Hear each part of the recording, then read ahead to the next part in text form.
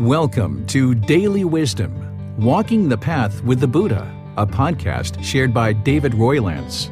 This podcast is dedicated to guiding you to completely eliminate the discontent mind and the suffering it causes by attaining enlightenment.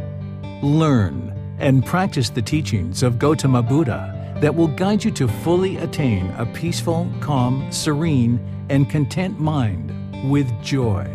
To support this podcast, visit patreon.com/support Buddha or visit buddhadailywisdom.com, where you will discover a full range of courses, retreats, and online learning resources to assist you on the path to enlightenment. Now, here's our teacher to share more.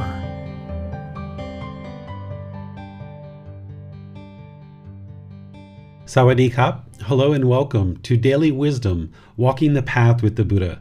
Today is our group learning program where we study the words of the Buddha in this book titled Developing a Life Practice, The Path That Leads to Enlightenment. In this book, I share with you the path to enlightenment to help you build a foundation so that you can progress on this path and move the mind through training it to this peaceful, calm, serene, and content mind with joy that is the enlightened mind, so that you no longer experience any anger, sadness, frustration, irritation, annoyance, guilt, shame, or fear. It's this path to enlightenment that is guiding you through the words of the Buddha to help you understand how to actively train the mind and move it to this enlightened mental state. And one of the primary things that the mind sometimes experiences is fear. And oftentimes someone can be really plagued with their fear. It often inhibits us from pursuing things that we're interested in doing in life, or it impacts us in terms of how we conduct our daily life. So in today's class, I'm going to share with you how to eliminate fears. And this will be really helpful for you so that you can target your fears and be sure that you eliminate them as part of the path to enlightenment. In order to share with you how to eliminate fears, I'm going to first share with you the three universal truths, the Four Noble Truths, and helping you to understand the problem in the unenlightened mind, the cause, the elimination, and the path forward to completely eliminate discontentedness from the mind. I covered this at different times in our program, and most notably back in chapter 4. So now that we're in chapter 17 of this book, I'd like to refresh those of you that have maybe been joining this class regularly. And if you're joining us for the first time, this will be an opportunity for you to learn the Four Noble Truths and the Three Universal Truths as a building block. So I'd like to welcome all of you to our class and help you to learn this very important teaching that's going to improve the condition of the mind so that you're no longer plagued by any kind of fears. So let's talk about the three universal truths first, and then I'll help you to understand the Four Noble Truths through first understanding the three universal truths. In order to progress to the point where you're understanding the Four Noble Truths and you're practicing them on a regular basis, this is what we would call right view. And the Buddha talks about how a student who has right view and is practicing right view very well, they've had this breakthrough to understand what's causing the discontent mind. Because when we're unenlightened and we're off the path to enlightenment, we don't necessarily understand why we get sad or why we get angry or why we get frustrated or why do we have fear. The unenlightened mind, lacking the wisdom of this, oftentimes doesn't understand what it doesn't understand. So by learning the Four Noble Truths and the Three Universal Truths as a foundation, you can have this breakthrough to establishing right view. And in this situation, then you'll be able to then apply all the rest of the teachings of the Buddha in order to actually eliminate discontentedness. Without establishing right view early in your journey to enlightenment, you would have no opportunity to actually experience enlightenment because you wouldn't know what's causing the discontent feelings, so therefore you wouldn't be able to eliminate them.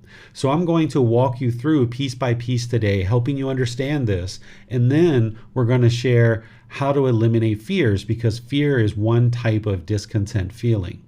And as I share these teachings with you, it's important that you learn them, you reflect on them, starting to independently verify them through looking inward at the experiences that you've had in life to try to determine if these teachings are true or not. And then you move these teachings into practice, and that's where you really start seeing the truth for yourself. So as I go in our talk today, I'm going to be guiding you in learning, of course, helping you learn these teachings. Then I'll start helping you do this inner reflection where you can start independently verifying the teachings on your own, even here in class. And then I'll share with you how to practice these teachings so that you can really benefit and start transforming the mind. You shouldn't believe anything that I have to share with you. Belief isn't going to lead to wisdom. In order to progress closer and closer to enlightenment and actually attain enlightenment, you would need to acquire wisdom. You can't get to enlightenment through belief. So learning, reflecting, and practicing is how you get to wisdom, so that then with this wisdom, you can transform the mind, making better and better choices in your life and also how to actually train the mind. So let's talk about this first universal truth. The first universal truth is called the universal truth of impermanence. This is where you understand that all these objects around us are completely impermanent. They're temporary. They're not going to be permanent or fixed. So this book is just a piece of paper, a bunch of pieces of paper, a bunch of different fibers from a tree that have been put together in this form. But it's not going to stay this book forever. Over time, it's going to deteriorate. In fact, it's already starting to, because it's got some brown marks on it. It's got some bent pages. But over the course of 50 years, 100 years, this book will eventually no longer exist anymore because it's impermanent. The same thing with your clothes or your physical body or all these other things that are around. They are impermanent. Just like the feelings that you experience in the mind, they are impermanent. So this universal truth of impermanence is what I just taught you, is that things in the world are constantly changing. There's no permanent fixed state. All the material objects, possessions, relationships, thoughts, ideas, states of mind, essentially everything in the world is constantly changing. All conditioned feelings will cease to exist, because what a conditioned feeling is that it arises, it changes, and it fades away. That's what we call a conditioned feeling. As things arise, they will change and fade away. So this book, at one time, it wasn't a book. It arose by people assembling it into a book, and then now it's changing constantly, and then eventually it will fade away and no longer exist because it's a conditioned object. So the Buddha described all conditioned objects are impermanent. Now that you've learned this, you start reflecting on it. You start to try to independently verify it. Because if this is a universal truth, you should be able to see the truth in this no matter where you are, whether you're in the US, in Canada, in the UK, in Japan, in Australia, in India, in South America. No matter where you are in the world, you should be able to look around and see that things are impermanent. If you can find something that's permanent, then you've disproven the Buddha, and this isn't a universal truth. So you can walk down the street, you can look at the sidewalk and see that the sidewalk is solid, and then there's a crack. That's impermanence. You can look at a tree and see green leaves in a tree, and then brown leaves on the ground that have fallen out of the tree. This is impermanence. You can be walking down the street and it can be nice and sunny outside, and then a cloud can come in front of the sun and change the lighting. This is impermanence. You can look at your physical body and you can see that the physical body's been constantly changing, that it hasn't been in one fixed state. Your hair is constantly growing. Maybe it changes colors, it changes textures. Relationships have been coming and going out of your life. Your income has changed, going up and down over your life. Your job has changed. You've been having different jobs. It hasn't been just one permanent fixed job. And even that job that you have, if you have the same job from a certain time in your life and you had that, say, for 40 or 50 years, eventually you'll get to the point where you're not employed there anymore. So this is impermanence, right? And if you don't see this truth for yourself just through our brief little chat here, then what I encourage you to do is go around the world and look for things that are permanent. See if you can find something that's permanent. And if you need to do that for a couple of hours or a couple of days or a couple of weeks, get to the point where you've developed in the mind this understanding of impermanence. Soak it deep in the mind that there's this universal truth of impermanence and all these things around us are impermanent. Enlightenment itself is permanent because it's unconditioned. This is something we're going to talk about towards the end of this program. There's a frequently asked question in the book that asks, why is enlightenment permanent? And I'll explain to you why. So the Buddha never said everything is impermanent. That's why I say here that everything is constantly changing, that everything in the world is constantly changing in terms of material objects, in terms of feelings and things like this. This is constantly changing.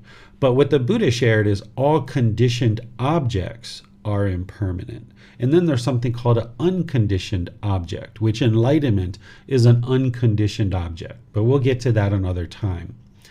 The second universal truth is the universal truth of discontentedness.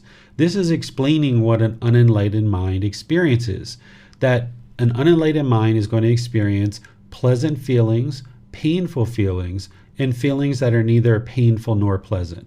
Discontentedness is describing the nature of the mind when it's shaken up, it's unsteady, it's uncalm. So when a mind is experiencing pleasant feelings like happiness, excitement, elation, thrill, exhilaration, euphoria, the mind is excited in this excited state. It's uncalm, it's unsteady. Same thing when the mind is experiencing painful feelings like sadness, anger, frustration, irritation, annoyance, guilt, shame, fear, stress, anxiety. These are all very painful to experience. And then there's feelings that are neither painful nor pleasant. I say, and I put in here that boredom and loneliness is neither painful nor pleasant, but some people say that that's quite painful for them. So you could put that in the painful category if you like.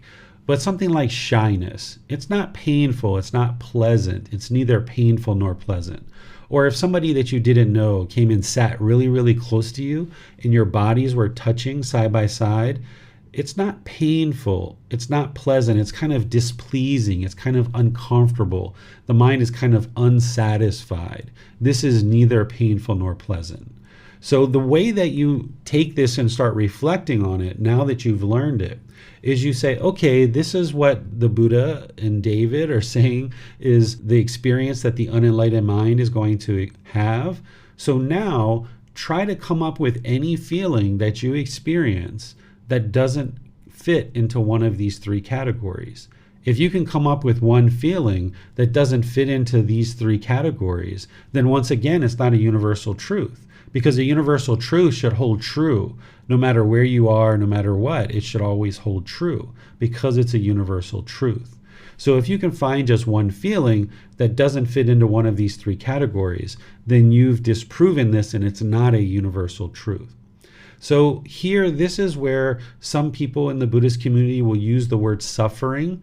I don't suggest that you use the word suffering because it only describes painful feelings, which is only 33% of what the Buddha was teaching. That means that you're missing 66% of his teachings on this particular topic.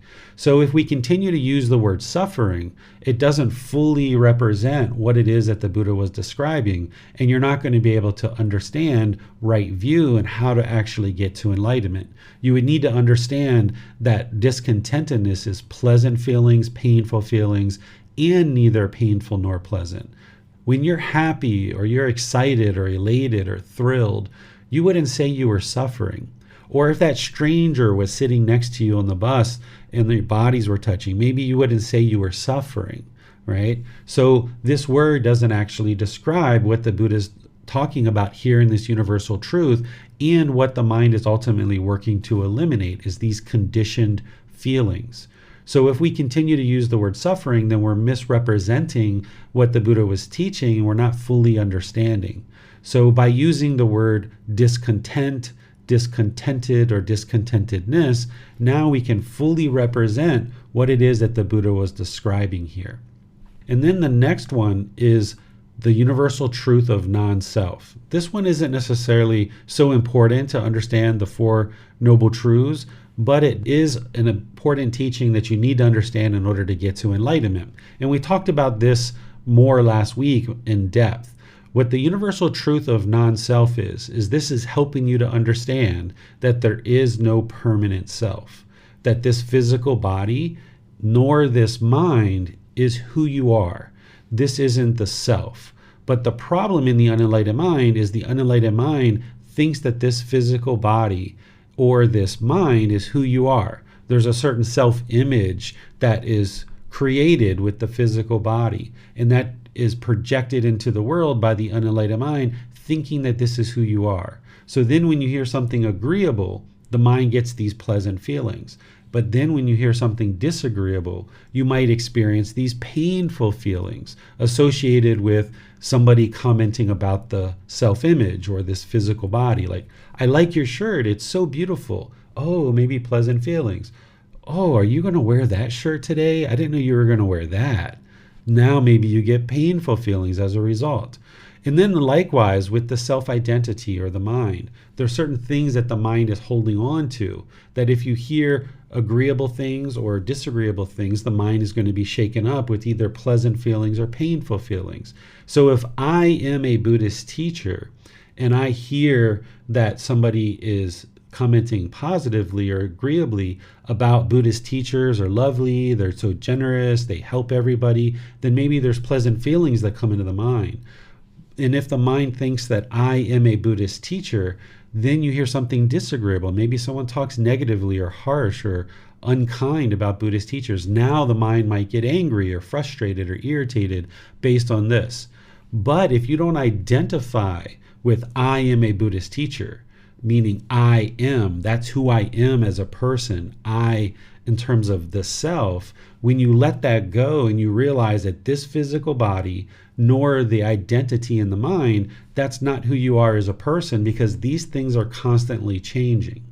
So this is a little bit on the universal truth of non-self. This is what helps you to eliminate the fetter or taint or pollution of mind described as personal existence view.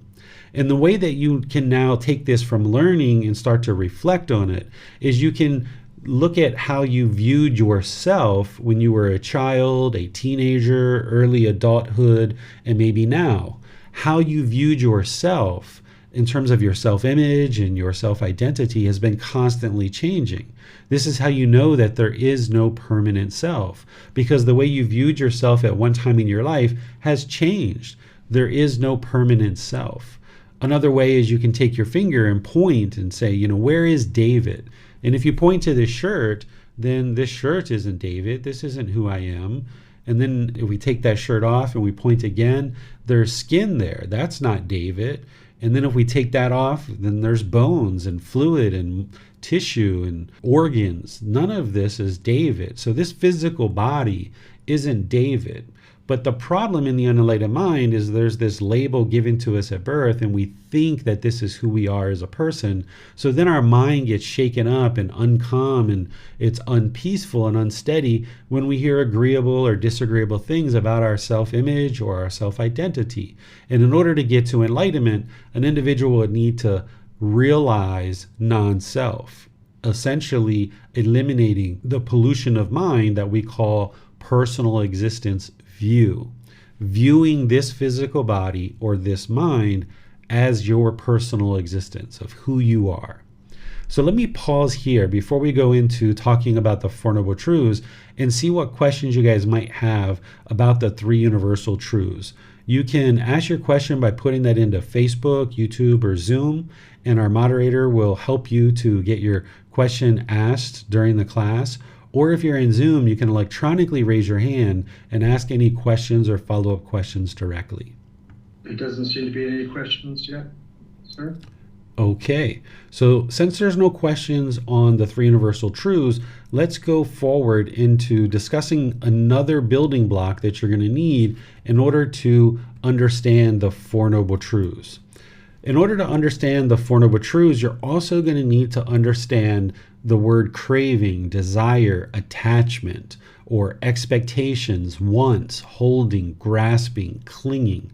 These words in common language might be used in a certain way, But in Buddhist teachings, there's a certain way that we use these words that are important for you to understand so that you can then have this breakthrough in understanding the Four Noble Truths.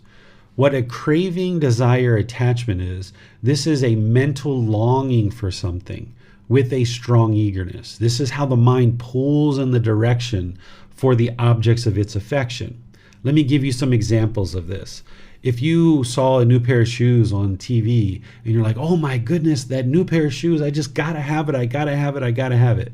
That's the craving, desire, attachment, the mental longing and strong eagerness. The mind is pulling in the direction of the objects of its affection.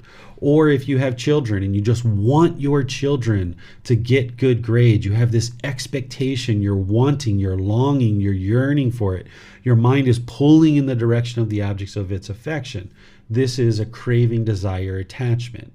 And then there's other cravings too. There's all kinds. The mind can be attached to countless different things. Any kind of material objects or any kind of things in life. You don't need to actually get rid of these things, which you'll hear when we talk about the Four Noble Truths. You just need to train the mind to understand what this is so that then when we talk about the Four Noble Truths, you'll be able to then understand what's causing the discontentedness. So here, craving, desire, attachment is wants or expectations. This is the mental longing for something, having a strong eagerness, wanting the objects of your affection, the mind pulling towards the direction for the objects of its affection. It can be material objects, but it can also be things in the mind. Like if you really wanted a vacation, or you really wanted a promotion at work, or you really wanted more money and the mind is just wanting it and wanting it and wanting it. And it thinks that if it gets this object, that it's going to create lasting satisfaction. It's going to create lasting fulfillment. So this is what a craving, desire, attachment is. This is how we use this in Buddhist teachings, describing this aspect of the mind. So once again, you've learned this, but now start reflecting on it. Thinking back into your life, thinking about experiences, maybe even today or yesterday or the day before, think about things that your mind was pulling towards, wanting the objects of its affection. That's what craving, desire, attachment is. You almost feel the mind pulling towards it, almost like you can't live without it. The mind will kind of convince itself of that. So this is a craving, desire, attachment. Now let's talk about the Four Noble Truths. Now, typically when I share the teachings of the Buddha, I will use the Buddha's words because it's his words and his teachings that will lead you to enlightenment. His words on the Four Noble Truths are actually quite detailed, and they're kind of more of like an intermediate level of understanding to be able to understand what it is that he's teaching in his Four Noble Truths. But what I've done here is I've summarized his Four Noble Truths in a way that makes it easy for you to understand, something that you can learn, reflect on, and start to practice right away.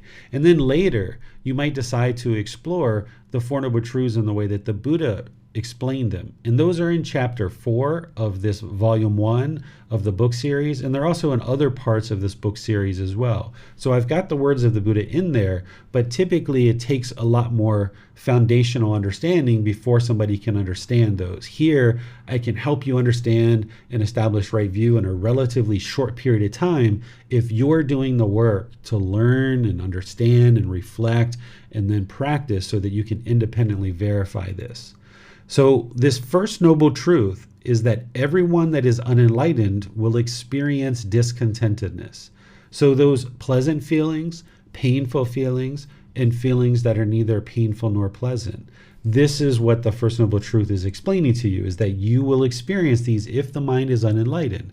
That when you get the objects of your affection, you're going to experience these pleasant feelings of happiness, excitement, elation, or thrill, or euphoria. If you don't get the objects of your affection, then you're going to experience these painful feelings like anger, sadness, frustration, and others. And then there's these neither painful nor pleasant feelings. So everyone that is unenlightened is going to experience discontentedness, these conditioned feelings. Now let's understand what those are and what's causing it. This is captured in the second noble truth. Discontentedness is caused by our own cravings, desires, attachments. Because the mind wants everything to be permanent, when everything in the world is impermanent. So I'm going to say that a few times, and I'm going to give you some examples. I'm going to help you see this more and more clearly. But remember, you have to learn. You'll need to then reflect, and then you'll need to practice in order to really understand it and see the truth for yourself and independently verify this. So discontentedness, those pleasant feelings, painful feelings, neither painful nor pleasant, is caused by our own cravings, desire, attachments. So discontentedness is caused by this mental longing and a strong eagerness, chasing after the objects of our affection.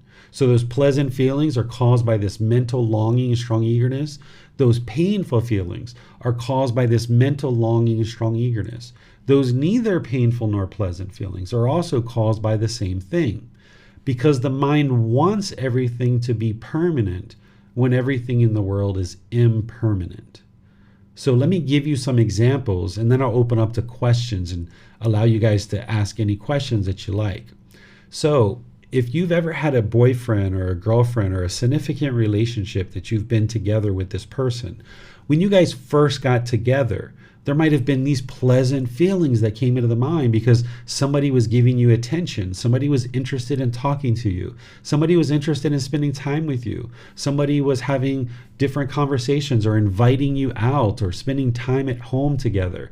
This arose pleasant feelings in the mind because there was this craving, this mental longing, this yearning to be with somebody else. And when this other person was showing attention, there was these happiness, excitement, and elation or thrill that came into the mind as these cravings were fulfilled, that you got the objects of your affection. So these pleasant feelings arose in the mind.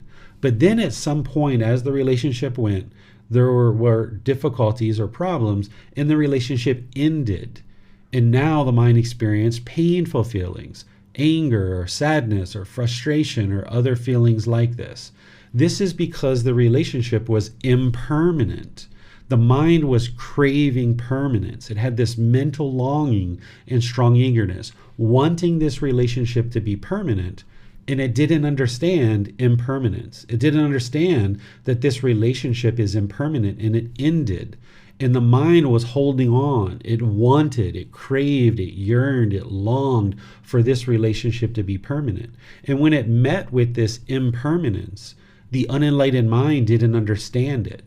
It didn't have the wisdom of the universal truth of impermanence. So when the relationship ended, the mind was still holding on. It was still craving for this relationship to be permanent. And therefore, it experienced sadness or anger, or frustration, or irritation or annoyance, or any of these other discontent feelings. Another example might be if you had a car and it got a scratch on it. You come out and you see this scratch, you might get so angry or frustrated. This is the mind craving permanence, wanting to keep this car looking permanently beautiful. Now, it would be wonderful if nobody ever scratched our car, but that's not possible because of the universal truth of impermanence. There's going to be a situation where this car gets scratched, or the paint's going to fade, or the tires are going to get old, or whatever it is. It's not possible for this car to remain permanently looking beautiful because of the universal truth of impermanence. So when the mind came out and saw this scratch, not understanding and lacking wisdom, not understanding true reality, the mind saw this impermanence, didn't understand it, and then immediately perhaps got angry or frustrated. There's been people that have been killed or murdered over this and wasted their entire life just because their mind was craving permanence. So this second noble truth is explaining to you what's causing the discontentedness. It's the craving, desire, attachment, the mental longing and a strong eagerness, wanting things to be permanent when all of these things are impermanent. So let me pause here and see what questions you guys have. And the way that I would like to suggest that you guys ask your own questions, of course, but also as you start reflecting on this and you start trying to independently verify this, look over your life and see if this is what's describing what you experience. If you've been angry or frustrated recently or in the past, you should be able to see your cravings, desires, attachments, that your mind is actually causing your own discontentedness. If you're having trouble seeing that, just raise your hand or put the question into Facebook, YouTube, or Zoom and let me know what the situation is and that you're having difficulty seeing how you cause this discontent feelings. Because what we typically do in the unenlightened state, lacking this wisdom of the Four Noble Truths, is we blame other people for our anger and our sadness and our frustration and all these other discontent feelings. So if your mind isn't yet seeing this clearly and able to independently verify it, meaning you're struggling to have this breakthrough, ask questions so that I can help you see with your actual examples of how your mind is causing these discontent feelings. So you can put those into Facebook, YouTube, or Zoom, or you can raise your hand in Zoom and ask any questions you like. And then once you understand the first and second Noble Truth, we'll move on to the others and I'll help you understand those. Yes, sir. Tonka has asked in Zoom, just to confirm that I understand this correctly, experiencing is happening all the time through 6 senses, but there is no self that is experiencing it. That's right. It's just the 6 sense bases taking in information into the mind. And the mind, based on its cravings, desires, attachments, this is what's causing the mind to be shaken up, unsteady, uncalm, or discontent. Another question in YouTube. Now, I was distracted. I had some technical difficulties, but middle way, so I'm not sure whether this is answered. Middle way, I would like to get more detail on how to implement the non-self, practice the personal existence as non-self with an example. I understand the concept, but when the craving, desire, attachment appear, the knowledge of non-self fades away. Okay, let's talk about that at the end, Tony. If you can ask that question again, if we have time towards the end. I'd like to just focus on the first and second Noble Truth because this question is more related to last week's class, and that's okay. We can make time for this at the end of today's class. Okay, for sure, sir. Thank you. Mm-hmm. Are there any other questions? That's all. Seems to be all the questions, sir. Okay, so let's go on then. So this second Noble Truth is helping you to understand that your mind is causing its own discontentedness through craving, desire, attachment, the mental longing and strong eagerness. So since that craving, desire, attachment is what's causing the discontentedness, the third Noble Truth is explaining that the elimination of discontentedness is possible by eliminating craving, desire, attachment. So if you can eliminate the craving, desire, attachments, the mental longing and strong eagerness, essentially basing your inner feelings on some impermanent condition. If you can eliminate that, gain control and discipline over the mind, no longer allowing it to long and yearn, if you can learn to restrain the mind and pull it back, then you can eliminate discontentedness. So the way that we train to eliminate the craving, desire, attachment is breathing mindfulness meditation and practicing generosity. Because when you're focused on the breath and the mind runs away, either to the past or the future or what have you, you're cutting that off, letting it go, and coming back to the breath. And then when it longs and yearns again, you're cutting it off and bringing it back, bringing it back, bringing it back. This is training your mind to have awareness of mind, to have concentration by focusing on a single object like the breath, and it's training the mind to easily let go.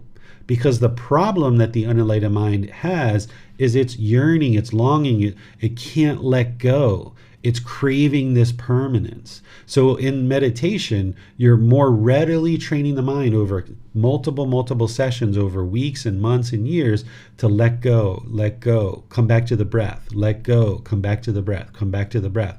So you're not eliminating the thoughts in breathing mindfulness meditation. You're training the mind to arise awareness, to arise concentration, and to be easily able to let go of things. So that now in daily life, when things arise in the mind that your mind is chasing after or longing after or yearning for, you can easily let that go.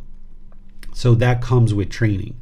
And not only is breathing mindfulness meditation doing that, but the practice of generosity, giving and sharing more than is strictly required of your time, effort, energy, and resources. This is where you don't have any expectations of anything in return. You're practicing generosity with the people around you so that then the mind is willing to let go.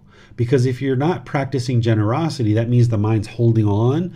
It's very selfish. It's holding on really tightly. So when you give things like your time, effort, energy, and resources, and you share, and you're willing to do that without any expectation of anything in return, now the mind can be trained to let go and no longer hold on, which is what craving, desire, attachment, these wants, these expectation, this clinging, this holding, this is what the mind's doing, and it's causing itself discontentedness.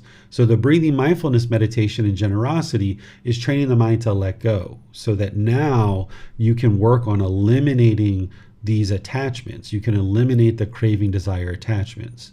So if you understand the second noble truth, that the craving, desire, attachment is what's causing the discontentedness, then the third noble truth just makes so much sense, because you need to eliminate the craving, desire, attachments, gain control or discipline of the mind, so that then the mind will reside in the middle, no longer longing or yearning. And then the fourth noble truth is that the path to eliminating discontentedness is the Eightfold Path. This is the complete and perfect plan that the Buddha explains to help you train the mind and develop your life practice so that you can progress and actually attain enlightenment.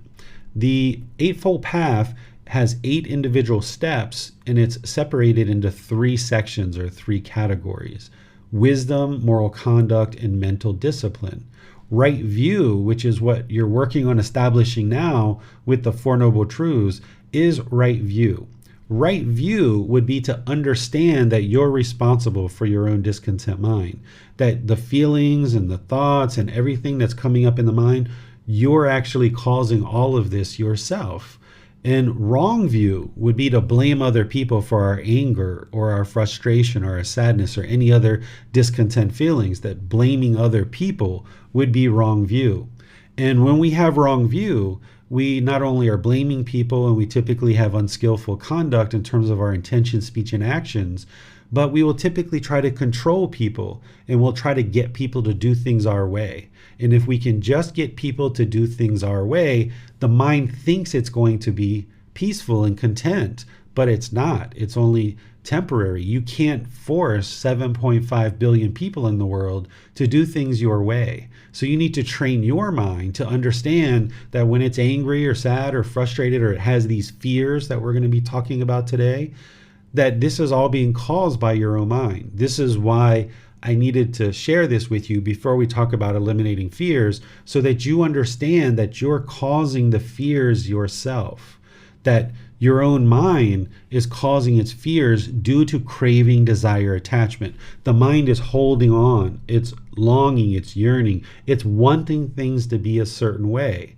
And when it doesn't get that, that's when the mind experiences fear. So as long as the mind gets what it wants, it experiences these pleasant feelings. But when it doesn't get what it wants, it experiences these painful feelings like fear and others.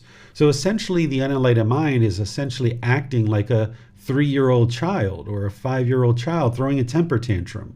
If you give me what I want, I'll get these pleasant feelings and I'll be happy and excited. But if you don't give me what I want, I'm going to be sad and angry or fearful. I'm going to throw this temper tantrum. So in the store, when the child is asking the parent, can I have a piece of chocolate? And the parent says, sure, you can have a piece of chocolate. Oh, they're so excited, right? But if they say no, maybe the child gets upset or angry or frustrated. Maybe they throw a temper tantrum. This is what the unenlightened mind is doing. So by gaining wisdom of what the problem is and what the solution is, then you can actually fix it.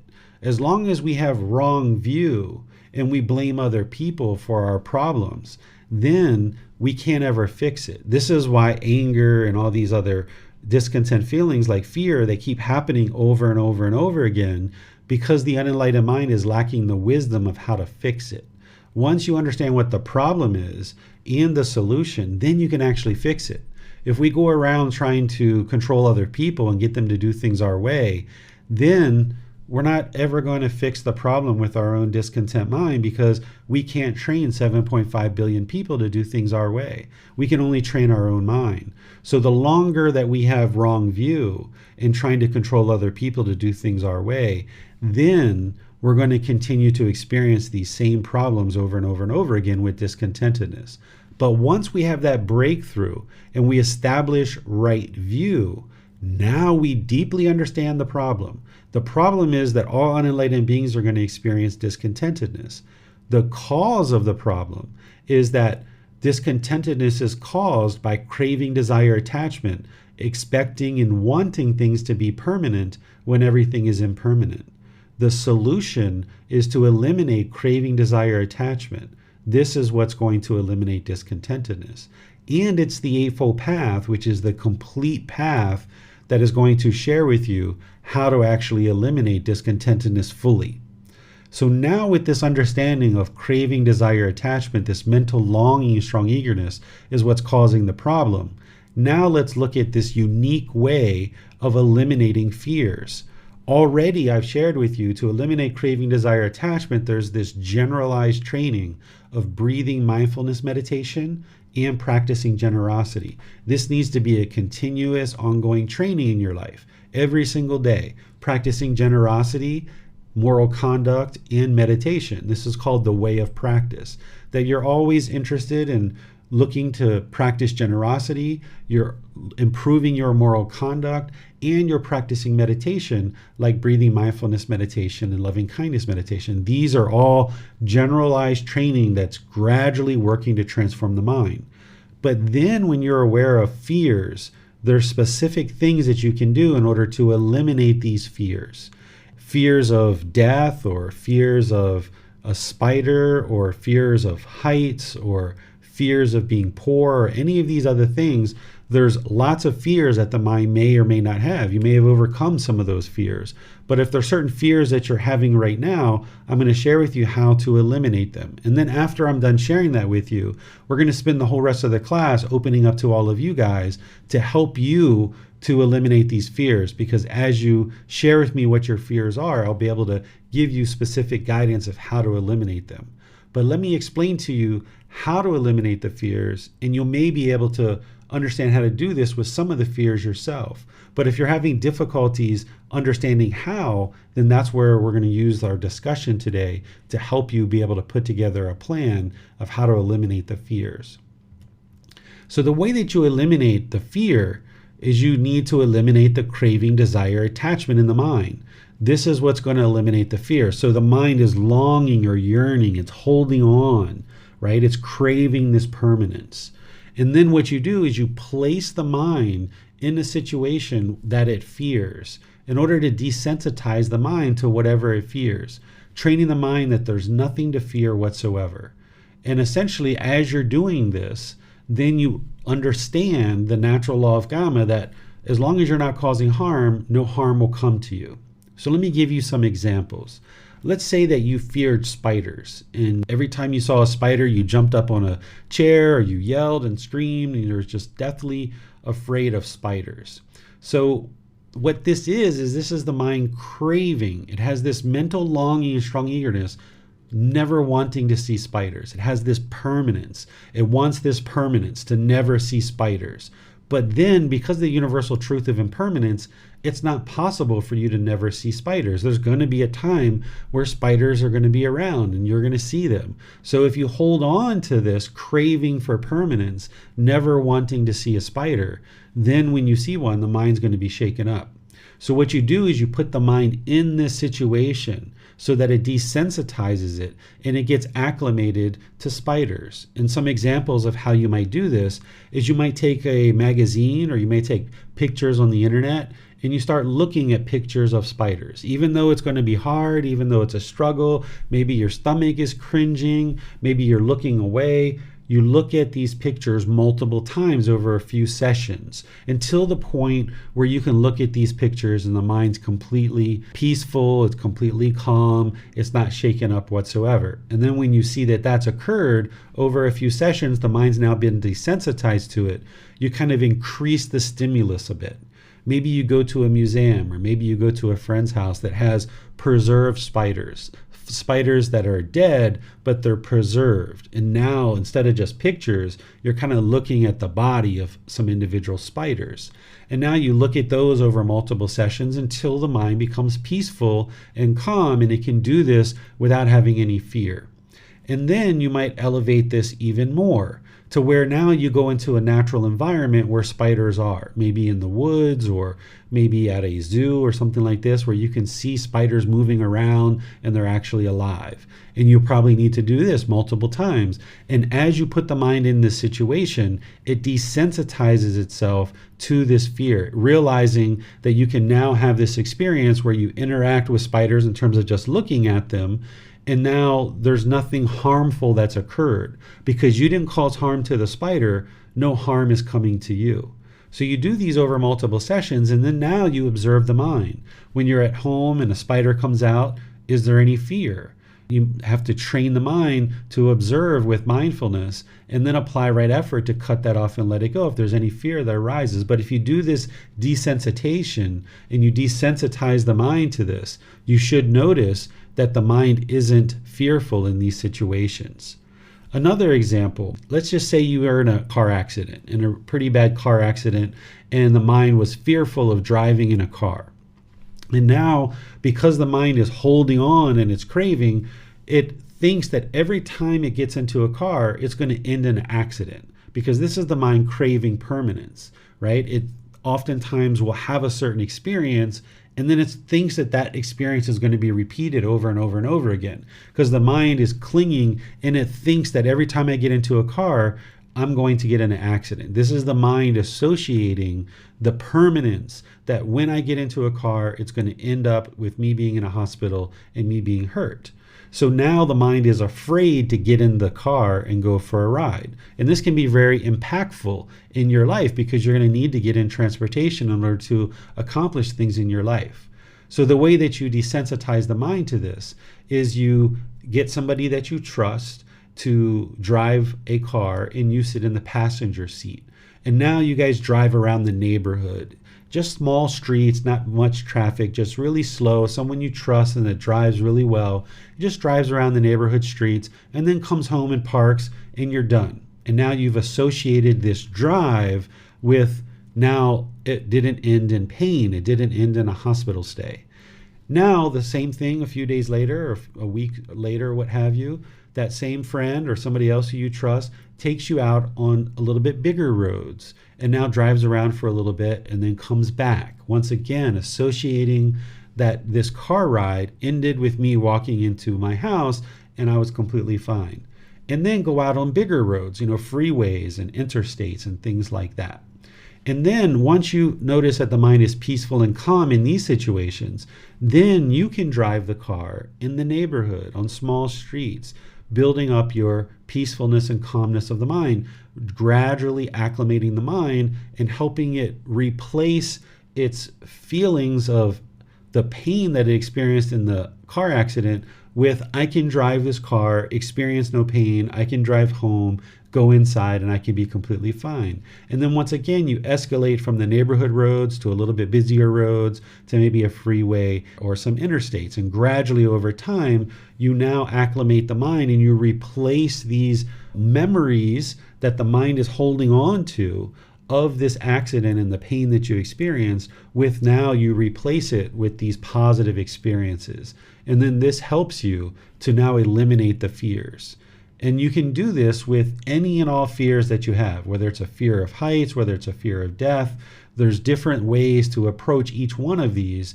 And what I would like to do is just open up to all of you guys, that you guys might have questions about certain fears that you have, and you might not be able to see how to put together a plan like this. So if you'd like to share any of the fears that you're experiencing, then I can help you to understand how to gradually put together a plan in order to let these fears go so that you no longer are plagued by them and you've desensitized the mind. So if you'd like to put those into Facebook, YouTube, or Zoom in the comment section, just explain what your fear is, and then I will help you to understand how to put together a plan. And if you're in Zoom, you can electronically raise your hand and ask any questions that you like related to what I just shared or certain fears that you might be having, and then I will help you to see how to put together a plan. Yes, sir. I don't know if it's a fear, or phobia, or I just like to avoid things. But for me, around deaths, somebody's death, I have a great difficulty going to funerals or and that type of thing. So what would you suggest a way for me to overcome that Sure. hindrance? Let me share that with you, Tony. And before I share that, you mentioned something that's really important for me to also share as part of the teachings, is that typically what the unenlightened mind does, because of its lack of wisdom, this unknowing of true reality, is that when it experiences a certain fear and discontentedness of other types as well, it thinks the way to solve the problem is push it away and avoid it. And it thinks that that's what's going to actually solve the problem. So if someone's afraid of heights, they'll just avoid ever going up on a ladder or going up into a high building or something like that. Or if they're afraid of spiders, they think that they can push this away and just never see spiders. Or if they're afraid of the car ride, they think that they can just push it away and avoid going in a car, and this actually solves the problem. So this is the lack of wisdom, or the ignorance, or the unknowing of true reality, that we can't push away these uncomfortable feelings, and that solves the problem, because the actual problem isn't the spider, it's the craving, desire, attachment. That's why right view is so important, to establish that you deeply understand craving, desire, attachment is the problem, so that then we can focus on eliminating that, rather than pushing the heights away or pushing the spider away or the car ride or the funeral. We instead confront it. And by confronting it and training the mind in that situation to be calm and peaceful, that's how we actually eliminate the craving, desire, attachment. So what you can do, Tony, with funerals and deaths and things like this, is there's a couple of things. Of course, going to funerals and training the mind to be there and peaceful and content, that's one way to do it. But more importantly, before there's even a funeral, the way that you do this is you do contemplation of death, where you sit quietly with your eyes closed and you imagine your own death. You imagine the death of people around you, maybe some loved ones or something. You just pick one person, either your own death or maybe your wife or your husband or your child, and you contemplate their death as if they have actually died. You convince the mind that they've died, like you've gotten a phone call from a doctor or a nurse or a police officer, or someone shown up to your house and told you that they're dead, and now you play that out in the mind as almost like you're a fly on the wall. Like you have to go identify the body, you need to go make funeral arrangements, you participate in the funeral, there's the burial or the cremation or whatever it is. You go through all these different things. And the mind may actually become sad. It may become angry. It may become frustrated. You may grieve as part of this. This is you confronting the death on your terms. But then once you confront it like this, then you have to bring the mind to peacefulness and calmness. And you do this over multiple sessions. You can't just do it once and then the mind completely eliminated the craving, desire, attachment. There's this gradual training, this gradual practice that experiences this gradual progress. So if you put the mind in the situation maybe once every 2 or 3 weeks or once a month, and you get to the point where you observe the first time you do it, there's going to be a certain amount of discontentedness, and then it gradually diminishes more and more over each session until you get to the point where you can imagine that person's death and it doesn't affect you. Because it's not the love that's causing the discontentedness at funerals, it's the craving permanence. So death is going to come to all of us. We can't avoid sickness, aging, nor death. All of us are going to experience this. And we're going to have people around us that are close to us who die. So we can wait for death to kind of creep up on us, and then we have to deal with the impermanence whenever it happens. Or we can confront it on our own terms, which means when we feel that the mind's ready, we can sit down, contemplate someone's death, do that over multiple sessions, train the mind to get more and more comfortable with it until the point where the mind accepts it and it understands that after having done this 2, 3, 4 times, that eventually you get to the point in your sessions where the mind is completely peaceful and calm. There's no discontent feelings that arise. One of the other benefits of doing this is not only to train the mind to eliminate the fear of a funeral or someone's death, or even your own death if you're afraid of death, but also what I observed when I did this is that I came out of those sessions realizing there were certain things that I hadn't said or certain things that I needed to ask that person. So like for my mom or grandmother, I realized when I contemplated their death that there were certain things I never said to them that had they really died, that I would be left with those questions or those things that I would like to say to them. So when I did this and I came out of these sessions, I just called them up and I was like, hey, Grandma, I've never told you before, but explained to her all these different things. And then there are things where I says, I've never asked you this question. I'm interested in this. Can you answer this question for me? And after I did this multiple sessions, and each time I emerged with a handful of questions, I was able to call them and get resolution to the things that I needed, whether they were things that I needed to share or things that I needed to hear. To the point where, when my mom died in 2017, there was no grieving, there was no sadness, there was no nothing, because I'd already confronted her death. And when it occurred, it was just normal because it was the universal truth of impermanence that, of course, she's going to die at some point. So I didn't have any feelings of grief or shame or anger or sadness or guilt. I didn't feel like there was something that I needed to say to her that I never said. I didn't feel like there was anything I needed to hear from her that I'd never heard, because I took care of all those things long, long ago, about 20, 25 years ago. So this really helps you to get to a point of stability and calmness. And when I did this with my mom and my grandmother in my own mind, they didn't know I was doing it, but I did it, and then I called them up and dealt with it. And now those additional 20, 25 years of time, it feels like a bonus. It feels like, I kind of convinced the mind that mom or grandmother had died 20, 25 years ago. I grieved then, I was sad then. But then now, from that point where the mind let that go until now, it feels like every time I talk to them, every time I interact with them, that it's like bonus time. It's like extra time. So this is something that anybody can do. I suggest that you have a breathing mindfulness meditation practice well established, and that you are able to regain your stability of mind with various things that you experience in life. And then when you feel ready, then do this. And then as you do it, then put some space between them. You're not interested in doing it like every day, because your mind's going to be impacted by it. But each time, your mind's impact and discontentment should be less and less. And that's where you see the mind is coming to terms with the impermanence of mom or dad or your life partner or your children or other people like this.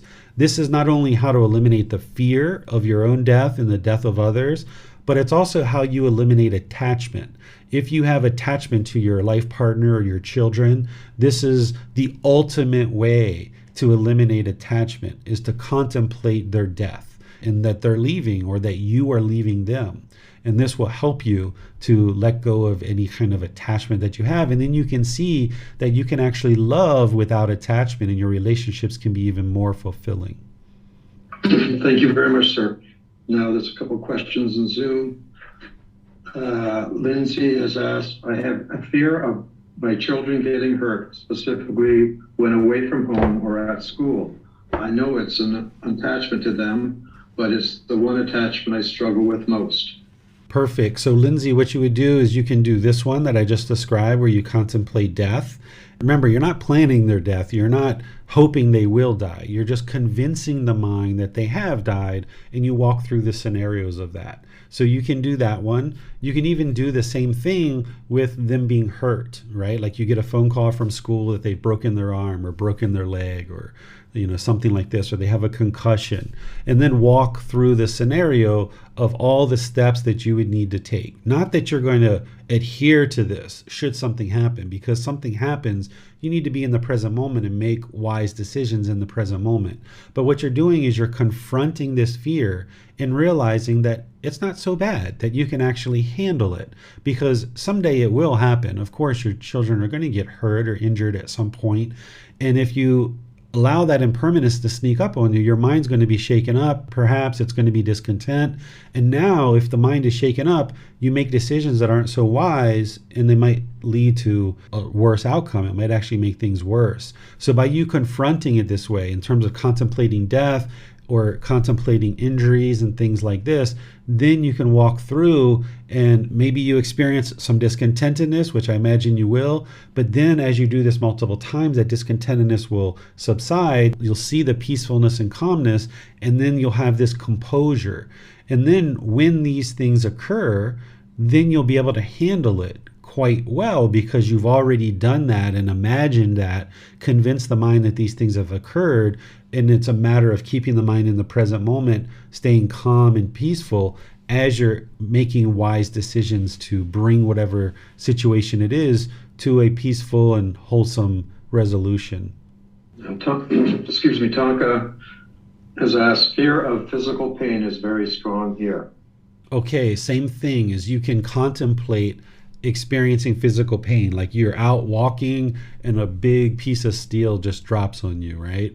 Or you're in a car accident or anything like this. If you have specific fear of a specific type of pain, whether it's like cancer or some physical injury or something like this, you can go through that and you can confront it and observe how the mind can remain peaceful and calm.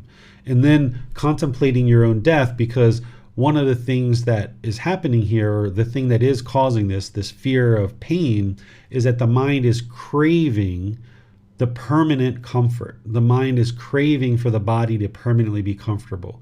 And this is impossible. And back to Lindsay, the mind is craving for the child to be permanently healthy, which is impossible because of the universal truth of impermanence. So since we understand the craving of wanting the child to be permanently healthy, or in Tonka's case, craving that the physical body be permanently comfortable, now what you do is you confront it through contemplating this. And you can also, Tonka, with pain, not that you're interested in inflicting pain, but you can put the body in situations where maybe it's not comfortable, where maybe normally you might stay in the house where there's air conditioning all the time, go outside in the heat or go outside in the cold, even if it's just for 2 or 3 or 4 minutes, and training the mind through desensitizing it that, hey, you're not going to always be, cozy and comfortable and luxurious in the house with heat and air conditioning. So you put the body in situations where it's not necessarily comfortable. Not that you're inflicting pain, but you start training the mind, you're not going to get this permanence, that there are going to be situations where there's going to be pain. You would like to minimize pain. You can't avoid it, but you'd like to minimize any kind of pain that you have. But as long as you're trying to maintain this permanent comfort, and then when the body is experiencing pain, it's going to be discontent. So if you put the body in situations like a lot of heat or a lot of cold, things like this, then this can help you.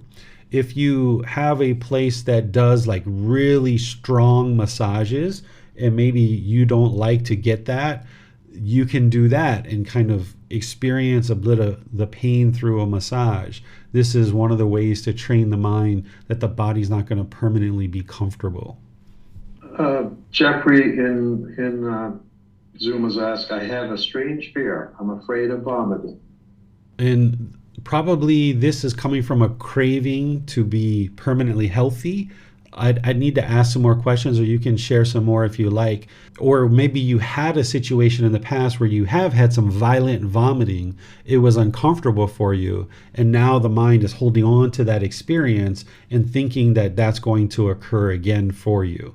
So you're going to need to eliminate this craving for permanent health. Again, you can contemplate this, that the body is going to experience this. You can convince the mind that this has occurred, and just understand that that's normal. That's a normal part of life, that there's going to be a situation where this body is going to be unhealthy. It's going to be multiple situations in your life. Even an enlightened being, they're still going to experience sickness, right? This is their last time that they're ever going to experience that in this life, but they're still going to experience some sickness. So you need to get comfortable with understanding that this will occur. And if you have had vomiting in the past and it was particularly violent and the mind is holding on to that, then in some situation where there is vomiting, just train the mind to remain calm, train the mind that it's normal, explain to the mind and help the mind understand that it's impermanent, that you might be vomiting for a few minutes or a few hours or what have you, or for a period of time with a certain sickness, but then it's going to be over. It is impermanent, because the mind, what it does is when it experiences these things that it doesn't like, that are painful, it holds on to it, thinking that this is going to be permanent. Like the car example that I gave you, going out in the car, having a car accident, experiencing that, and then the mind gets this imprint that every time I get into a car, I'm going to experience this pain. So this is the mind holding on. It doesn't want to experience the pain, but it thinks, because the mind is holding on to this permanence, it thinks and it associates this car with pain. So it thinks every time it gets into a car, it's going to be painful. So when you're experiencing sickness, you need to train the mind like, hey, this is impermanent. It's not going to be a permanent thing. Jan has her hand raised in Zoom. Well, thank you, Tony. Thank you, Teacher David. I'm going to be going to a happy occasion. My son is getting married, but I'm going to have to spend some time during the festivities around my ex-husband, who severely physically abused me. So I've been preparing for this by practicing some loving kindness meditation where I focus on my ex-spouse. And I've been doing, as you suggest, Teacher David, trying to imagine what it's going to be like, and imagining that, everything will be fine, it will be smooth. But I still feel, I would say, trepidation at the idea that I'll have to be around this person who was violent towards me and caused some pretty serious physical harm to me. So I don't know if there's any other suggestions, just continue as I've been doing, or a few other thoughts. I appreciate it. Thank you. Yeah, definitely. That loving kindness meditation is perfect. That's great. The contemplation that you're doing is great. One additional thing that I would share, in addition to what you've already shared, is that if you need to be around him at the event, is to be with other people that you trust and that you know are looking out for your best interests. Not necessarily because of safety thing, because I think that's going to be fine at a wedding, but oftentimes if we have fear of being with somebody, fear of being alone would be problematic. So if you have 2, 3, 4 people with you as you're around this person, and then maybe there's only 2 people that you're around this person with, and there's only 1 person, if you end up needing to be around them in multiple situations, and then ultimately you might be able to build up to the point where, they're standing in one place, you're standing in another place, and you're okay with that. And you can also do that gradually, right? You don't have to rush right in and start spending time with this person. So you can do these kind of things gradually. This could be a way to kind of shed some of the negative emotions, because the mind is holding on to these negative experiences. So by having 3, 4, 5 people, and then you have this positive experience where there's no harm and you go away, and then there's maybe 3 people, you go together, you have an experience where there's no harm and you go away, and then you reduce the number. This is where the mind replaces those negative experiences that you've had in the past with understanding that you can come in contact with this person and not experience harm. And it's retraining the mind that this is possible. And it replaces those negative experiences with positive experiences. Thank you, Teacher David. I'll try that. You're welcome. In Facebook, hopefully I'm pronouncing it right, Vimot, contemplation of death. I can't convincing my mind that this is real happen. Is this because my is trying to run away? I feel like my mind knows that this is a plan. During practice, I thought, why I think negative, etc. How to convince my mind to make it real. I'm afraid that if I die, I will be born in a lower realm, hell, animal, or spirit afflicted. Yeah, so I have some more information that I'm working with this student. So we talked about this week, and she's tried this contemplation of death. So what you'll need to do is get to the point where you've deeply convincing the mind that this has occurred, whether it's sitting by yourself, sitting in the dark, whether it's just really internalizing that this has occurred, that there's been death or a death of a loved one. You can't just kind of approach it half-heartedly. You really have to get into it and really convince the mind of this having occurred. So that's what's going to help you to get to the point where the mind is convinced that this is going to occur. And it might take you a while, that you don't need to rush out and do it right now, because when we talked about this the other day, you did it like the next day. And, so there was the teaching and conversation, and then boom, you tried to do it right away. It was kind of forced. So do it in a situation where the mind's more acclimated and maybe further away from having the discussion and the instruction, because when there's the instruction, it feels like a learning exercise, right? Rather than something that you've really convinced the mind to do. And in terms of the fear of being reborn into a lower realm, just understand that you're making wholesome decisions. You're learning, you're practicing, you're progressing on the path, and there's no need to fear the lower realms. You've been there before. All of us have been. And here we are now, right? So we don't need to fear being reborn into lower realms because we've already been there before. We've already experienced that and we've transcended that. So now's an opportunity for you to progress to the point where you'll never experience those again once you get into that first stage of enlightenment. So just set that aside and really focus on learning and practicing. That's what's going to lead to an improved rebirth if you need to be reborn, or that's what's going to lead to enlightenment where there is no rebirth.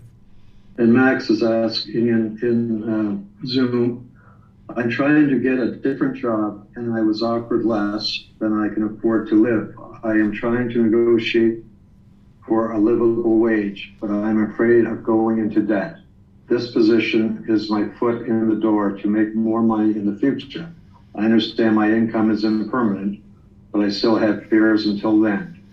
Okay, so this is a craving to hold on to the things that you currently have, right? Because the mind's afraid to be poor, afraid to kind of step down, that maybe lose the house or lose possessions or lose things that you have. So this is where you can, once again, you can contemplate this. You can contemplate that you're completely poor, that you've lost everything, and see that, hey, it's not bad. Not that you're interested in doing that, but if it did happen, you would figure out a way through it. So contemplate that this has occurred, that the repossessors showing up for your car, the bank is foreclosed on your house, all you've got left is your clothes and, a little bit of money to buy for food for today. And walk through the scenarios of what decisions you might make. Not that you're tied to those decisions, but you're just playing that out in the mind so that you see that you can still survive, and you confront this so that the mind isn't holding on to all the things that you've got around you, thinking that this is the only way that you can be peaceful. If you can imagine yourself and your life in a lesser of a life in terms of material possessions, and you can see that you can be just as content and peaceful, or probably maybe even more content or more peaceful in that situation, then you can see that life goes on and that you are able to continue forward, that you don't need all these things necessarily in your life. And in YouTube, Brandon asked, how do we know we are releasing craving as opposed to suppressing them? Yeah, so if you're doing breathing mindfulness meditation and generosity, that's that generalized training to let it go. And then these contemplations, or putting the mind in the situation where it's like confronting and desensitizing the mind with like the spiders and the car and the other examples that I gave, you'll experience what the Buddha calls maturing and release. So what happens is it's almost like an accumulation of benefits, and you can almost sometimes feel the craving release from the mind, where the pressure is released. And the way that you'll know that it's completely eliminated is when you enter into that situation and the mind is in discontent. So if every time I saw a spider, I got fearful and I got upset and my mind was shaken up because of it, then that means that the craving is still there. If you've gone through this desensitization that I'm explaining, and then you see spiders and you're like, oh, okay, there's no fear there whatsoever, the mind remains peaceful and calm and joyful. That's how you know that the craving has been eliminated. It's not suppressed. Because if the craving is suppressed, then there's still going to be fear. Mind's still going to be uncalm. It's still going to be upset. Because you can't suppress a craving, desire, attachment and eliminate discontentedness. You have to eliminate the craving, desire, attachment in order to eliminate the discontentedness. So if a craving is suppressed, there's still going to be discontentedness in the mind. When you eliminate the craving, you've eliminated the discontentedness, and you'll no longer experience discontentedness or the fear in that situation ever again. That's how you'll know that it's been eliminated and not suppressed. That seems to be all the new questions other than middle ways questions that I asked before. Would you like to proceed with those? Yeah, we have more time, so let's go ahead and open up to any questions you guys have. If you guys are done with discussing eliminating fears, or if there's some other questions that come up later, you guys are welcome to ask those. But yeah, we can handle any questions you guys have, starting with middle way. Now, Tonka has another question. Sometimes I can see that I cause my discontentedness and then feel frustrated that I do that. That adds to my more discontentedness. Yeah, this is being discontent because you're discontent. I used to experience this too. That's why I laugh at it. Because what this is the mind's craving peacefulness, right? It's craving the joy. It's craving the calm, right? It's craving enlightenment. And then when you get discontent, like say my mug broke, and it's like you get angry or frustrated, and you're like, oh, I'm not enlightened yet, or I'm not experiencing that peaceful mind yet. So it's like craving on top of craving on top of craving, which is producing these layers of discontentedness. So you need to get to the point where you eliminate the craving for peacefulness. Understand that it's a journey. Understand it's gradual learning, this gradual training, this gradual practice, this gradual progress, that you're going to experience some discontentedness. You can't just snap the fingers and get to enlightenment. There's going to be this gradual progress. So allow the mind to go through that, and just observe that there's less and less and less discontentedness in the mind, and you're working in the right direction. That's the best way to do it. Relieve the pressure of having to be perfect today, because that's not possible. Middle way asks, I would like to get more detail on how to implement the non-self. Practice the personal existence as non-self with an example. I understand the concept, but when the craving, desire, attachment appear, the knowledge of non-self fade away. Okay, so you need to deeply soak into the mind that there is no permanent self. And that can occur from listening to talks by a teacher like we've done last week and other times. It can be from having personal discussions with the teacher, because I can ask you questions and kind of get you thinking and reflecting and thinking about these, and you can ask more questions. So there needs to be that intellectual learning. Then you need to be reflecting at different times in your day where you can sit and be quiet. Think about this physical body and this mind, and really deeply soak into the mind that you are not this physical body. You are not this mind. This is not who you are. In the meditation that I teach to realize non-self in chapter 11 of volume 1 will help you to do that. Soak into the mind that I am not the body. I am not the mind. These things aren't you. There is no self, right? So that meditation is there to help you deeply soak that into the mind.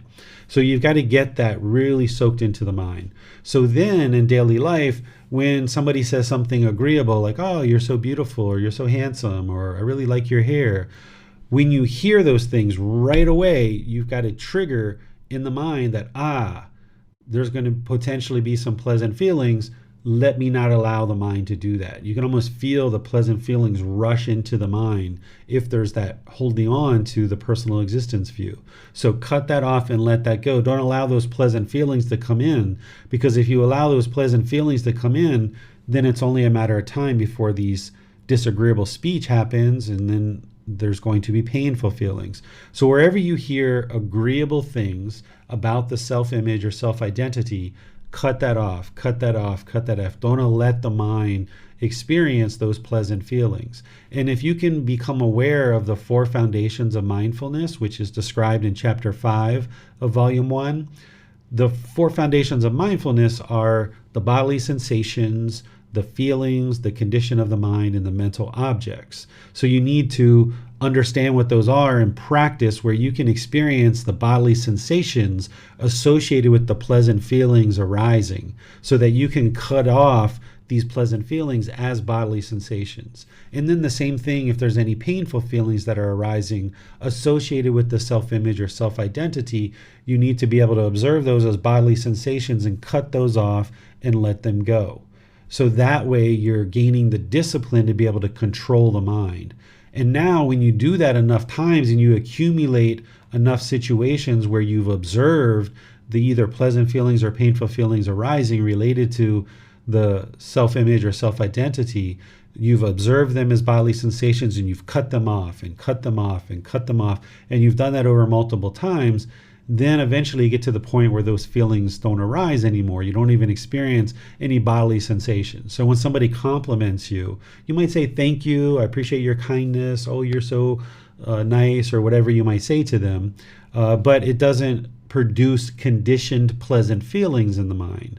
And then when you hear somebody say something disagreeable that would normally generate painful feelings, what you'll notice is that those painful feelings don't arise anymore.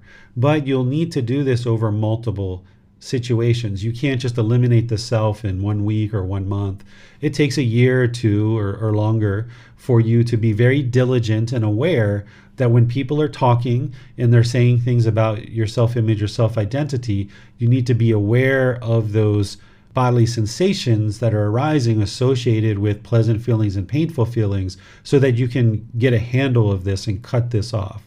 So if you're not observing and you haven't developed mindfulness enough to observe those bodily sensations, that's an important step, not just to eliminate personal existence view, but all discontent feelings. The Buddha explains that someone who has developed mindfulness to the point where they can observe the bodily sensations and they can cut it off and let it go easily, he says this person is very close to enlightenment. So you'll need to develop that. And this is where personal guidance can once again be helpful, that you're going to need to talk about personal existence view and understand it. So Tony, if you could share the link so that they can schedule a personal session if they'd like. They're welcome to schedule a personal session. These are really important to help you to talk about personal existence view and start processing it and start reflecting on it. And then at that same time, you may need help with the 4 foundations of mindfulness so that you can start becoming aware of that. And then you start practicing this in your daily life where you start having that awareness of the bodily sensations. And when you hear these things that people are saying about the self-image or self-identity, you start being able to cut it off and cut it off and cut it off. And eventually you don't see it as agreeable speech and disagreeable speech. The only reason why it's agreeable and disagreeable is because there's still craving in the mind, wanting to hear agreeable things or not wanting to hear disagreeable things. So eventually we get to the point where you just realize it's just speech, it's just sound. It's just sound coming into the ears, and the mind doesn't need to be discontent or shaken up or uncalm when there's these words or these sounds coming into the mind, that you're not going to be able to permanently hear things that are agreeable or things that are disagreeable. So you let go of the craving of wanting to hear things agreeable and not wanting to hear things disagreeable, and you just realize it's just sounds. It's just people talking and sounds coming into the ears, and you don't necessarily need to allow the mind to cling or hold on to it. Yes, sir. I think that's all the questions for now. Take me a minute to post that link to Facebook and YouTube. Sure. Thank you for that, Tony. I appreciate that. I'm sure the students will appreciate that as well. So thank you all for joining for today's class. As you see, this is just kind of another tool that will help you to understand how to eliminate these specific craving, desire, attachments as it relates to fear. So that's why this is towards the end of the book, because if you've built up in this program and you've built up in the book your understanding of the Four Noble Truths and the Eightfold Path, then this is just taking what you already know and applying it in a very unique and specific situation. So where you're observant of these fears coming into the mind, if you can put together this plan to desensitize it, great, work with that. Where you need help, then you can reach out through posting in Facebook, sending a private message, asking a question in one of these classes, or you can schedule personal guidance if you like.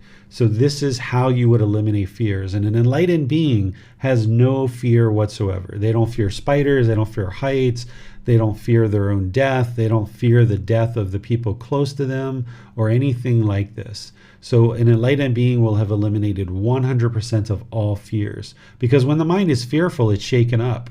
It's not liberated and it's not disciplined because there's still cravings in there that are causing the mind to be shaken up. So by applying the breathing mindfulness meditation and generosity over a consistent long-term period, you're gradually training the mind to let those go. But then where there's these specific fears, you can eliminate those by putting the mind in those situations and train it that there's nothing to fear, and to start associating the experiences that you're having, looking at a spider or heights or whatever, that there's nothing to fear. You're not causing harm, so no harm's going to come to you. The spider is going to go on. The heights aren't going to cause death or anything like that.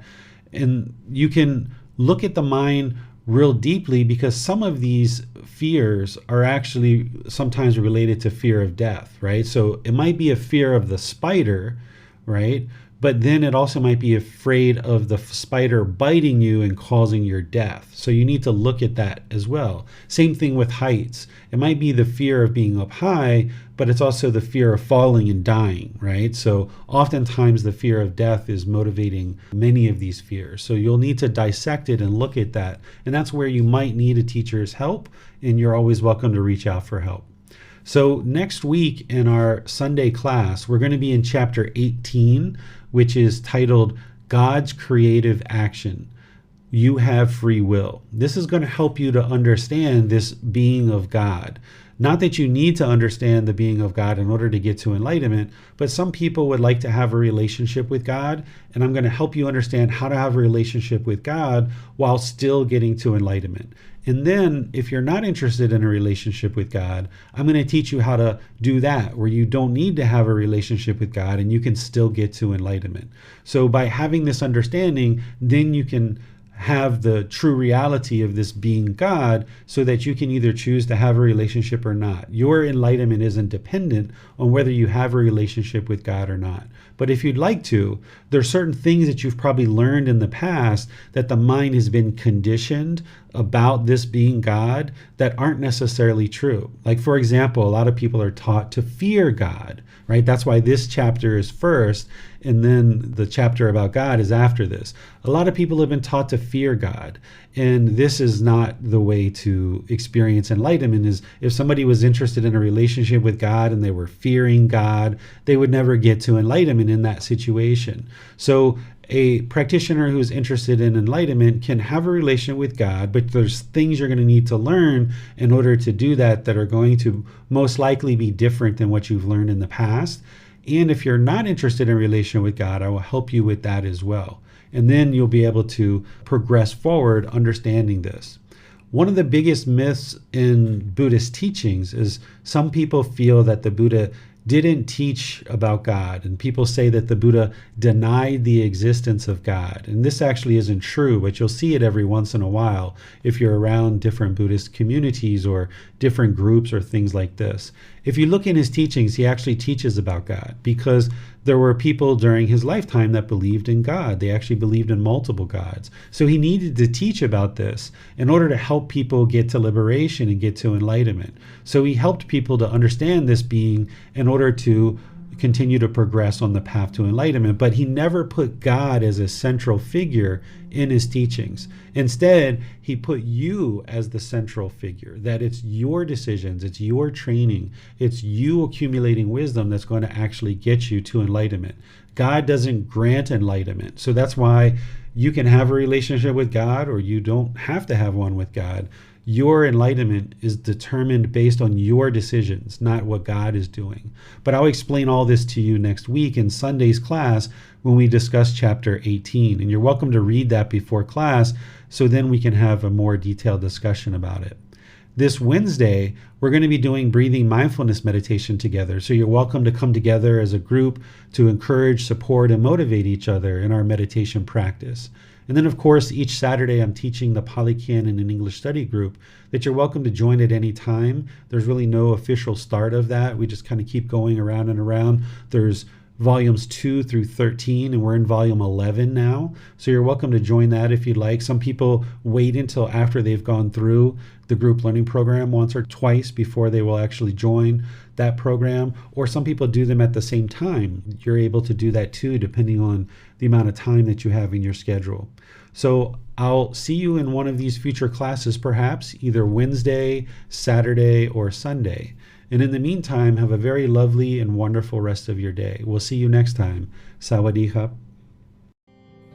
Thank you for listening to this podcast. To provide support for this podcast, visit patreon.com/support Buddha. To access more teachings, visit buddhadailywisdom.com. There, you will discover a full range of courses, retreats, and online resources to assist you on the path to enlightenment. Remember to establish a daily, consistent meditation practice, along with learning and practicing these teachings. A well-developed meditation practice is the foundation in which to train the mind to attain enlightenment.